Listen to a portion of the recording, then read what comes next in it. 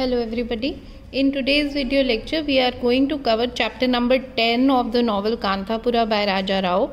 And as in the previous lectures, first of all we are going to do this chapter in English और फिर उसके बाद थोड़ा सा briefly मैं हिंदी में भी एक बार ये chapter समझाऊंगी. आई होप इससे पहले के वीडियोस आपने सारे देखे हैं जिससे कि इसके पहले के चैप्टर्स जो हैं वो आपकी समझ में आ गए होंगे, मुझे उम्मीद है. The chapter begins with the depiction of the month of Kartik. Now, Kartik, this is not a word of English. This is obviously a month in the Hindi calendar, but this is basically the month of November. November is the month when all the festivals are celebrated. We know that many Hindu festivals come in the month of November, and this is the month when the harvest has been done and the fields have been they have yielded their crops, and people are celebrating in this month. So the depiction of the month of Kartik is done. It has nothing to do with the story basically. It just adds to the background of the story. This happens, and we see how people eagerly await this month because there are so many festivals, and festivals of gods are celebrated, and there is basically a feeling of excitement and a feeling of celebration. The people feel elated. It is as if they are awaiting the coming of gods to their homes. The coming of gods to their homes. Every festival which is celebrated in the Hindu calendar, it is a festival related to the gods, and so people are really waiting for the gods to come to their homes. Now if we come back to the story, the police are in action against Murthy. They know that Murthy has been doing a number of activities related to the Congress committee, which we have done in the previous chapter also. So against Murthy they have come into action. They ransack his house, जिसे हम हिंदी में तलाशी लेना भी कहते हैं. They ransack his house. They throw everything here and there, and ultimately they arrest Murthy. They don't find any evidence against Murthy. They just arrest him. Many people come in the defense of Murthy, but the police spares no one. The police spares no one. They beat up women, children, and also the old people. So they just will not spare anyone, and they beat everybody who comes to defend Murthy. The villagers are very enraged by this unprovoked. What is the meaning of unprovoked? When nobody had done nothing wrong. They had done nothing wrong against the police, and even then the police beat up everybody. So the villagers are very enraged, गुस्से में हैं by this unprovoked action of the police. And they also assault the policemen. So the policemen are also hurt, and the people are also hurt, and ultimately Murthy is arrested. Murthy is arrested. And there are a number of lawyers who come to offer their help to Murthy. They support him. Murthy refuses because he believes that he has done nothing wrong, because he believes in his truth. So he says he does not need any lawyer and he will come out to be innocent. He has done nothing wrong. So he says, I don't need anybody's help. He really behaves like a young Gandhi. He requests people to maintain peace, love, and non-violence. So just like Gandhi would have done, he requests people to do no violence, and he is really disturbed also by the policemen that had got hurt. Along with Murthy, a total of 17 people are arrested. They are all Gandhians, they are all followers of Mahatma Gandhi, and they are participating with Murthy in activities which are anti-British. So the total of 17 people are arrested. In this chapter, it is interesting the way the characters of Bhatta and Advocate Sankar are contrasted.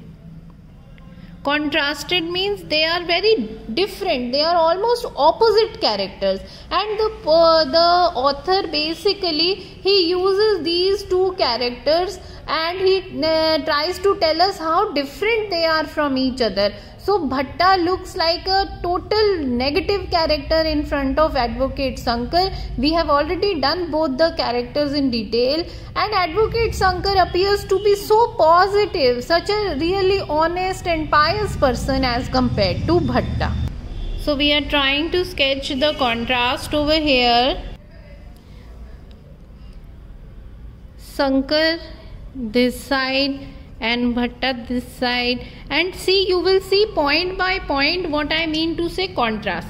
So first of all, Sankar is a very honest person, and he is a very pious, holy man also. On the other hand, Bhatta is so dishonest and greedy.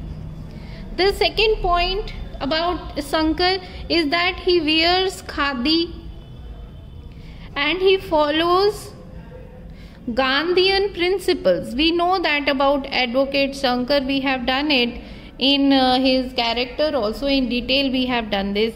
In case of Bhatta, we know that he is totally anti-Gandhi and he works for the Britishers, for the British government. This is the kind of work that he does. The third point is that Advocate Sankar helps Murthy, and he totally supports his work, the work that Murthy is doing. As far as Bhatta is concerned, he is completely anti-Murthy. He is also jealous of him, and he tries to take revenge from him. This is the kind of behavior he has with Murthy. Next, point number 4, Advocate Sankar does not accept any fee from the poor. This is the kind of man he is. He does not accept any fee from the poor. He just helps them. But in case of Bhatta, we know he charges high rate of interest from the poor, and he tries to grab their land. So this is what he does. This is the kind of character that Bhatta is. And the last point, Advocate Sankar really loved and respected his wife when she was alive, and he refuses to marry after her death. But in case of Bhatta, his character is such that we knew that he mistreated and beat up his wife when she was alive, and immediately after her death,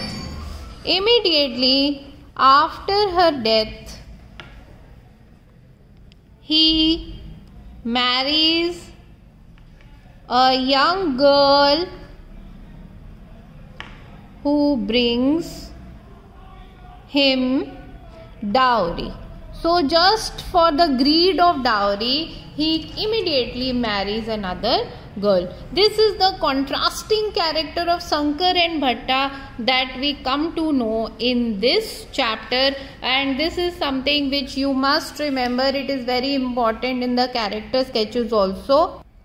Further in the chapter, we come to know that Rangamma goes to the city many times to look into the court proceedings. क्या हो रहा है उस court case में. She goes there and she informs the villagers that the judge has sentenced Murthy to 3 months of rigorous imprisonment. 3 महीने की जो jail है, कड़ी सजा, वो मूर्ति को दी जाती है.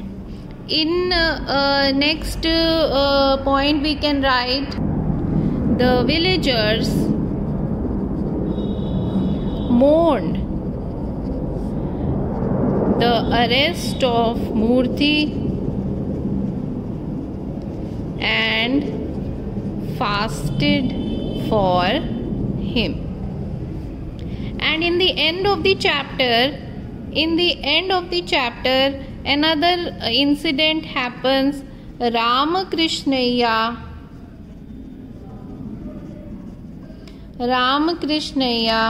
the village priest who recited holy stories to the villagers,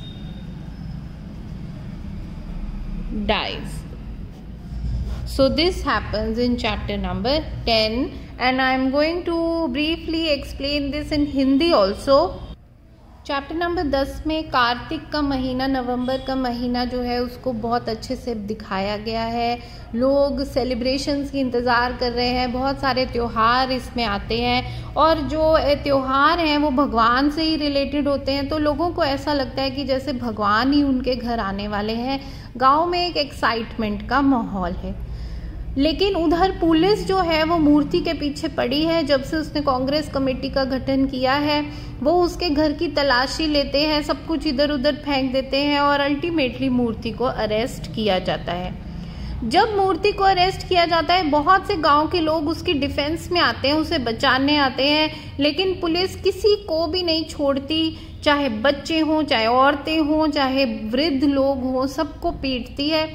गांव वाले ये समझ नहीं पाते हैं कि उनके साथ ये व्यवहार क्यों किया जा रहा है, क्योंकि उन्होंने किसी को प्रोवोक नहीं किया, भड़काऊ उन्होंने कोई ऐसा कुछ एक्शन नहीं किया. कोई हिंसा नहीं हुई, तो वो पुलिस के इस बर्ताव से एनरेज हो जाते हैं, यानी गुस्सा हो जाते हैं और पुलिस के ऊपर भी वार करते हैं, जिसमें कि कई पुलिस वाले भी घायल हो जाते हैं। मूर्ति को अरेस्ट कर लिया जाता है।